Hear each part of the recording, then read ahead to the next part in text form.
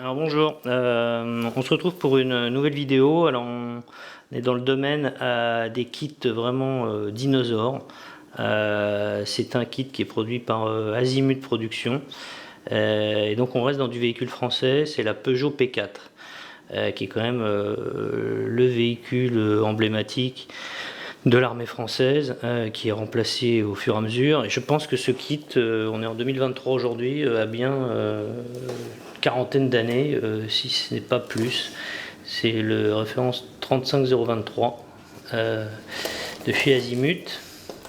Et alors ce qui est intéressant, c'est que les autres kits Azimut qui ont proposé des P4 ou des versions P4 en mode VPS ou pas de SAS, qui sont pour les forces spéciales, il faut toujours avoir le kit Revell de la Jeep Wolf de chez Mercedes, puisque la P4 est basée sur une structure de Mercedes. Et là en fait ce kit là qui est assez exceptionnel, personnellement je l'ai jamais monté, donc je l'ai eu récemment. Il m'a coûté assez cher, je dois dire, je crois qu'on est au-dessus des 70 euros. Et ben on se retrouve avec un kit complet. Donc du coup on a tout le châssis, on n'a plus du tout besoin de kit en styrène additionnel. De chez Revell, on a l'intégralité. Alors la difficulté chez Azimut, c'est qu'on a souvent des notices de montage qui se veulent efficaces et en fait qui sont assez compliquées, qui peuvent être un peu rebutantes. Là on a assez peu d'étapes de montage, donc on va voir ce que ça donne. Et on va voir la qualité du contenu. Puis après il y a des conseils de marquage. Alors on a quelques petits sets. Alors on voit que la résine a vieilli, elle a jauni, hein. Je ne sais pas quel âge elle a exactement. Je pense qu'elle a dû être stockée pendant un petit moment. Alors on va commencer par le châssis global, voir un peu la qualité. Alors on se rend compte qu'on a des traces de moulage là, ici, donc j'imagine que tout ça va dégager. C'est pas trop mal moulé. Souvent on peut avoir des surprises, faire attention, mais bon, voilà, on a le châssis global. On va regarder les pneumatiques. Ce qui est curieux, c'est que les pneumatiques sont évidés, d'habitude ils sont pleins. Je me demande si ça c'est pas du plastique. Non, c'est pas du plastique, c'est vraiment de la résine. Donc l'intégralité, et on va venir remplir les pneus. On va voir un peu le marquage. Non, le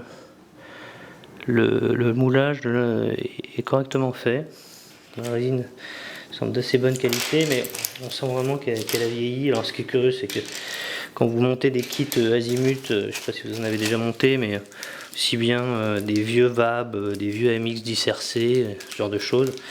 Il y a toujours des surprises avec la résine Azimut, c'est qu'elle est très colorée, enfin, avec différentes couleurs, on sent que c'est fait de façon vraiment très artisanale et en fonction de ce qui reste sur l'établi. Alors, on a des choses intéressantes ici.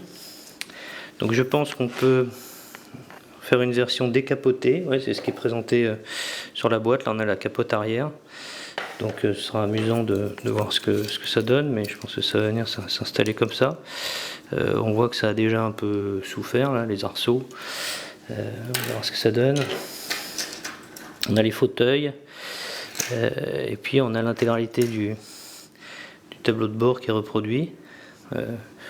C'est pas trop mauvais. Là on a les ailes qui sont caractéristiques de la Peugeot P4 avec le capot avant. Tout ça va venir se positionner comme ça. C'est pas trop mauvais. Et là on a la grille devant. C'est là où généralement on vient positionner le petit logo au lion qui doit être par là en photo découpe. On a du mal à le voir, mais là il y a un petit lion qu'on va remettre ici en lieu et place d'une étoile Mercedes. On va le mettre sur la grille avant. Donc voilà. Je vais peut-être pas vous montrer tous les sachets, mais bon là on a toutes les petites pièces. Je pense que ça va être un montage assez sportif, notamment tout ce qui est motorisation. Là on a le bloc moteur, on va pouvoir représenter tout en détail. Ouais, au complet. Et puis là après on a toutes les